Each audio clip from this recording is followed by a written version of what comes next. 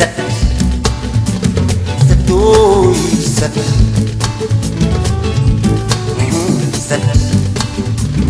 setooy set set Badu undi kolera setooy set Badu undi apollo set Badu undi jangoro ñu mënul faal. tey ñoo ngi nii ak le premier président de l'ASC Nekhle feggoog ak le dernier président maanaam l'actuel président de l'ASC Nekhle yow Habib Mbaye ASC Nekhle yaa ngi ko créé depuis 1984-85 tey lan ban sentiment nga am plus de 34 ans après. asalaamaaleykum tey xanaa contentement rek ndax li tax contentement ndax lépp soo ko judduloo ba mu ñëw egg fii vraiment ñu tekk ci loxo yoo xamante ne da nga am espoir ci moom vraiment kon loolu moom da ngay am contentement ndax aussi tamit ñun soo gisee ñu judduloo dara toujours dañ koy suivre mu màgg ñu préparer ña nga xamante ni ñoo koy yor dégg nga su fekkee tamit ña koy yor ñoom it seen xel war na nekk ci préparer ñeneen ñu ko yor ndaxte ku ci ne am na sa mën-mën fu muy yem su fa yemee tamit dañ koo war a jox ki nga xamante ne moom nga préparer muy sa relève kon bon relève yi tey jii ñi ngi fi ba tax aussi tamit te relève yi dañu prouver moo tax man vraiment sama xel dal ci liñ ma laaj tey nii waaw vraiment daal moom nekk na koo xamante ne structure boppam defe naa ne ndax dañ ne lu néewi rek wanewu te structure boppam wane na boppam ndaxte yor lëf di ci raam ba mu màgg ba ñëpp mën koo gis ba ñëpp bëgg ko vraiment kooku su nee la jox ma lii danaa ko toppatoo ba mu mel ni sama bos vraiment yow di nga am courage yu jox ko di nga am fi di jox ko te di nga am aussi tamit rassuré wu pour mën ko koo jox aussi tamit moom dafa prouver dans la mesure où fi la defee léppam ASC Nekhle fi la defee léppam kon bon moom du ko ñuy jàngal Nekhle lu mu xam la kon ku ci ne tamit li nga xam soo ko joxee moom defe naa ne vraiment doo ci am loola naqari dégg nga loola tax man vraiment ma am mbégte ci liñ ma laaj nii quoi franchement. président dañoo gis ni activité bii ñuy def tey di set setal. waaw lu amoon taxawaay lool bu njëkk ci ASC yi. waaw mais ñu gis ne ASC yu bëri léegi defatuñ ko. tey moom mi di président di président bi nga xam ne moom la ñu fal lu yàggul. moom mu ne sama première activité mooy fexe ba jëmbal set. mais fexe ba ASC Nekhle set yow loolu lan nga ban jàngat nga ci am. waaw ndax aussi tamit mooy li ñu wax rek xam nga lu nuyu rek wanewu dégg nga ba tax tamit il faut que da nga koy def en douceur pour wane sa bopp ne maa ngi ci lii mais nag xaar leen maa ngi ñëw ndax tey jii lii mu def nii nag su fekkee ne mi ngi ñëw ñu danañ xam ne mi ngi ñëw ndaxte jaar na ko fa mu ko war a jaar jaar na ko fa mu ko war a jaar ndaxte aussi tamit lii il faut mu wane ne ASC bi mi ngi dundaat dégg nga ba tax fan la ko commencé set hygiène set te fan la ko def fi nga xamante ne dafa war a set fan la ko ñëw def kon bon su waxee ne après day dugg ci biir kër yi ndaxte balaa ngay commencé kay il faut nga bay fi nga taxaw te moom fi mu taxaw la bay ndax fan mooy Nekhle fii ci Nekhle la kon bon mu bay fi mu commencé kon su ne tamit danaa ko yaatal kon ñun tamit dañ koy gëm vraiment daal loolu moom man kontaan naa ci trop. waaw mais président yow ñu gis ni peut-être yow tu as été le seul président bi nga xam ne xëy na dañ la fal. nga bàyyi ñu woowaat la falaat la. loolu ban sentiment ak ban message ngay lancé ñi nga xam ne yaa ak ñoom yéen a fi nekkandoo woon ak ñàkkul aussi ñi nga xam ne xëy na génn nañ àdduna tey ak ñoo xam ne xëy na ñàkkul ñi nga toog seen kër tawat jot leen yow lan nga leen ban message nga am ci ñoom. bon message ba am ci ñoom mooy premièrement il faut que ma remercier nga xamante ne mooy Serigne Mbaye nga xamante ne vraiment moom il a beaucoup œuvré pour l'ASC franchement moom addinaam yëpp def na ko ci ASC bi ba tax tamit aussi préparé na ay relèveurs ndaxte moom bi may nekk ci ASC bi moom moo daan góolu si ASC bi moo daan nekk góol ci équipe bi kon bon du su demee ba ne mën na ko yor tamit vraiment dinañ ko jox mais avant moom am na ku ñuy wax Thierno Diallo moom it libéré la woon ci équipe bi nekk na président am na ci koo xam tamit dañ koy ñaanal yàlla na ko yàlla yërëm muy Malick Gueye tamit vraiment moom it def na lu ne ci ASC bi dégg aussi tamit am na benn xale bu ci nekkoon bu ñuy wax daal yi moom it fubal na ci cadet fubal ci senior dégg nga moom it jox nañ ko ASC bi dégg nga mais tey kii ñu jox ASC bi aussi moom it noonu la ci bindoo woon moom defe naa ne moom bi mu juddoo ba léegi sax ci ASC bi la ne ASC bi la xam ASC bi la kii te nag lim ci def yëpp vraiment ëmpul kenn ndax yëmbal yëpp xam nañ ne moom ASC bi la doon dundal da ko daan dundee ma xam am na loo xam da nga koy dundee même loo xam da nga koy dundal moom daf ko doon dundal di ko dundal ba yëfi egsi fii kon bon tey jii su ne rek man jox leen ma ko dégg nga te moom sax newul jox leen ma ko nit ñee xool ne kii lañ ko war a jox nit ñee xool ne kii lañ ko war a jox ndax li tax mu war a jox ndax dafa def ay preuve am dégg nga preuve am mooy li mu fi def yëpp dégg nga yor école de football mais aussi xale su fekkee da nga ko bëgg a teetee commencé ko ci bi mu juddoo di raam dégg nga di ngay màggaaleeg moom mu màgg dégg nga su fekkee tey jii màgg na li nga bëgg na ko def dégg mais su fekkee moom mi looloo tax moom su ne jox suñ xoolee ne nañ ko jox équipe bi dama naan waaw nañ ko jox équipe bi ndaxte vraiment processus bi mu jaar aussi bëgg nañ te mu jaarale fa équipe bi ndax équipe bi mën a am benn kii ndaxte aussi tamit ñi mu yoroon école de football ñooñu ñooy màgg suñu màggee ñoom ñooy gérer équipe bi waaw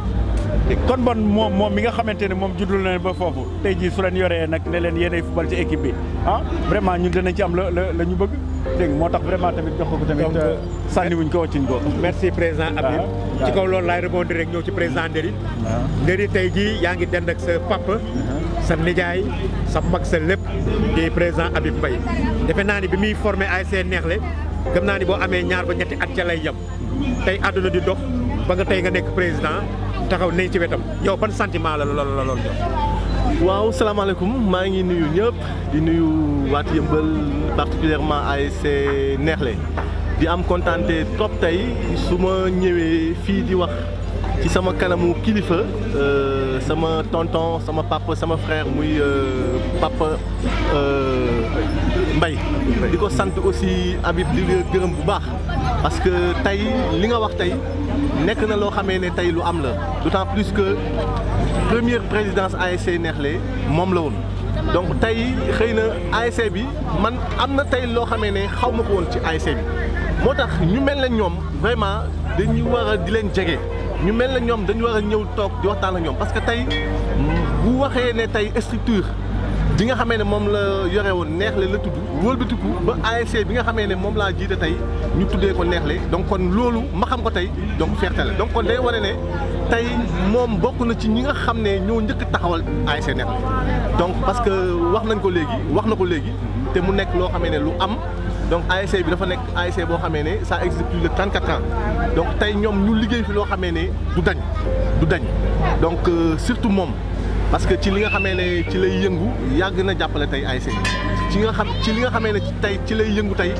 yàgg na defal tey ASC donc tey ñun bu ñu ñëwee nekk ay xale nekk ay ndaw du ñu def lu dul topp seen ginnaaw ànd ak ñoom liggéey ak ñoom ba bu ëllëgee donc bu ñu amee ndam ñu mën ko bokk ñun ñëpp donc di tamit ñaanal aussi président yi nga xam ne ñoom ñoo fi jaar ñëpp parce que xëy na am na ñoo xam ne peut-être génn nañu àdduna ku ci mel ne comme Malick Gaye ñu di ko ñaanal yàlla mais ku ci mel ne aussi Thierno Diallo mi ngi koy wax léegi ku ci mel ne Serigne Mbaye Cissé aussi mu def ci ASC bi lu bari ba ki nga xamee ne moom moo fi mujj jugee ma remplacé ko muy le président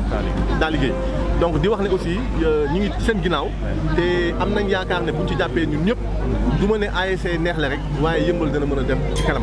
parce que maa ngi koy faral di wax à chaque fois donc xëy na bu ñu nee ASC toujours aspect football bi rek moom la ñuy gis waaye ASC tey bëri na aspect yi nga xamee ne tey jeunes yi bëri na tey aspect yi nga xamee ne nit ñi war nañ ci mën a dugg yëngu ci mu nekk ci culture bi mu nekk ci couture bi mu nekk ci environnement bi ba bu ëllëgee aussi nit ñi xam ne nawetaan yemul rek ci football. merci président Nderi dañu gis ni yow ci sa magistère première activité wu ASC bi da nga jëw muy investissement humain maanaam set setal lan moo waral nga jëkkee loolu te ñu bëri seen première activité football rek la ñuy xalaat. waaw parce que dañ gis ne zone bu ñu dëkkee muy Yëmbal particulièrement station Yëmbal fii dañ gis ne bu nawet duggee rek donc nu muy mel vraiment du jaadu moo taxoon ñu ne woon activité bu ñu njëkk def dañ koy def fii. donc bale tali bi donc yoon bi nga xamee ne ndox mi fa lay jaar pour dem ci canal bi ñu jim ko bale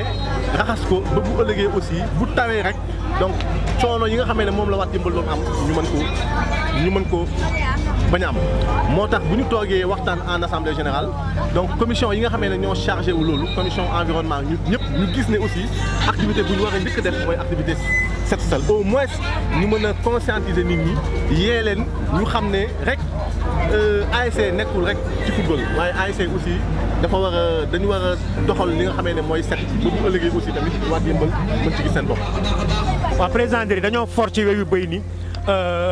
ressortissant wala ñi nga xam dañuy bëggee Neexle nekk ci diaspora bi dafa am kuréel gu ñu yëkkati te loolu mosuñu ko woon am ci ASC bi léegi yow ban appel ban message nga leen di lancé ak yow nan nga gisee kuréel googu ñu taxawal. waaw di rafetlu kuréel boobu parce que wax nañ ko pour une première ñu def benn kuréel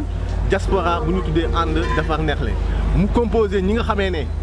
bitim réew lañ nekk ak yenn kàngam yi nga xamee ne mën nañu wax ne fii lañ nekk ñu ci mel ne président Habib ak ñeneen ak ñeneen. donc mu nekk loo xamee ne vraiment dañ koy rafetlu parce que ku ne ASC lu muy njëkk xalaat lu muy njëkk xool côté ressource financière lay xool te gis nañ ne tamit aussi ASC yu bari ci nu ñuy doxee mooy nawetaan ba nawetaan la ñuy jug yëngu te dañuy am ay problèmes yu rëy que ça soit regroupement ak yeneen dépenses yoo xam ne dañ koy def moo tax kuréel boobu vraiment dafa judd pour jàppale ASC bi benn côté financière ñaar aussi côté développement. parce que du ñu yem rek ci nawetaan mais lépp loo xamee ne gis nañ ne war nañ ko mën a def ci koñ bi gis nañ ne war nañ ko mën a def ci zone bi ñoom ñu pare pour ànd ak ñun liggéey si donc bokk na ci sax surtout sur le plan social parce que tamit nawetaan aussi tamit ku ne nawetaan aussi social lay wax donc moo tax man damay rafetlu kuréel boobu di ñaan yàlla ñoom projet yi nga xamee ne moom la ñu am ëllëg ak si biir ñu mën a matal lépp ba bu ëllëgee du mën a rek ASC Neexle waaye ASC yi nga xam ne ñoo wër Neexle di bokk xalaat di ànd jiboo yéen ak yeneen vraiment mën bénéficier wu donc loolu daal vraiment dama koy rafetlu bu baax. waaw xëy na dernière question bi laaj mooy président Ndéri fan nga jëm lu tax ba ñu laaj fan nga jëm mooy ASC bii ngay jiite tey c'est la plus grande ASC de Yeumbeul Nord ndax moo fi njëkk indi coupe départementale tey ñu toog 2010 ba léegi jëluñu coupe ren ñu jëkkate la ngay jox la ko fan nga jëm président Ndéri. waaw fu ñu jëm la ñuy wax fu ñu jëm parce que équipe bu bees lañ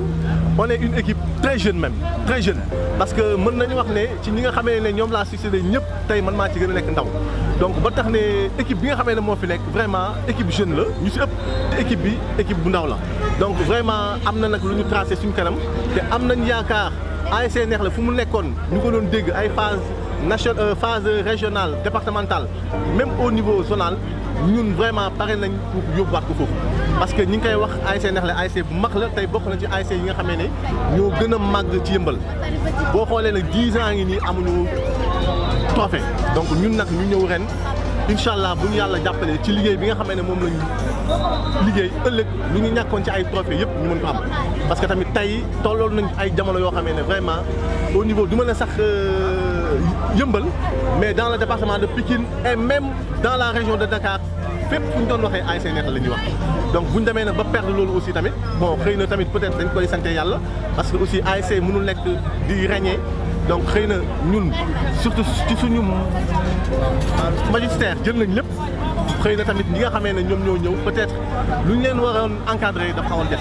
moo tax ñun ak suñu équipe bu bees bi vraiment pare nañ incha allah bu ñu yàlla jàppalee ren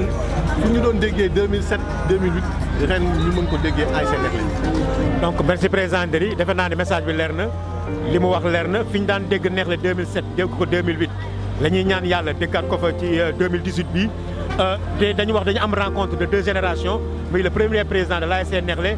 feggoog ci wetam l'actuel président de l'ASC Neexle di ñaan yàlla rek jiw bii yàlla def ci ay xéewal mu doon ay ndam yu bare bare bari donc loolu lañ leen indiloon fii ci station Yeumbeul merci à vous.